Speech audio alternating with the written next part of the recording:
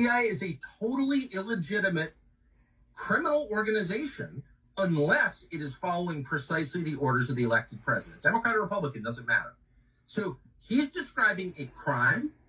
The people committing that crime in CIA should be in prison for long terms. That's the great threat to democracy right there. And the fact that no one on that set could even see that tells you how deeply corrupted they are. That's terrifying. And it's true, I happen to know. And I could bore you for hours, again, since I spent my life there and know a lot of people who work there. But the bottom line is there's no oversight at all.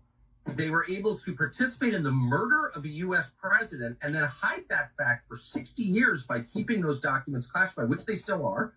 It's unbelievable. And it's happening in front of all of us, and nobody seems to care. But, you know, as the country declines and the democratic institutions weaken, and you wonder, how did this happen? Well, that's how it happened, right there. What do you think the future holds? Is it... I don't know. I mean, are they going to let Trump be president? No, of course. I mean, look, if, they protested him. They called him names. He won anyway. They impeached him twice on ridiculous pretenses. They fabricated a lot about what happened on January 6th in order to impeach him again. It didn't work. He came back. Then they indicted him. It didn't work. He became more popular. Then they indicted him 3 more times, and every single time his popularity rose.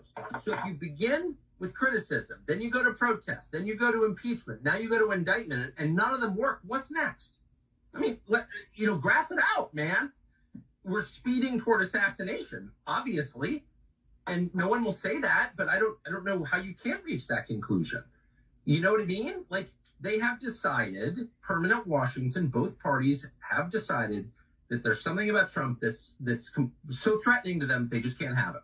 I mean, they're putting him on trial in March of next year in the J6 case, which basically consists of trying to send him to prison for the rest of his life for complaining about the last election. That's literally what it is. Again, if this were happening in Moldova, the State Department would issue an all-hands-on-deck order to let the world know this is not a legitimate government. And yet our government is doing it. It's like it's hard to overstate how bad this is. And I don't know where it's going, but there's a collision that's clearly imminent. And by the way, the president is senile in a way that's impossible to deny. Biden's not running the government, so like, I don't know. I've never been this worried about anything as I am about where this is going.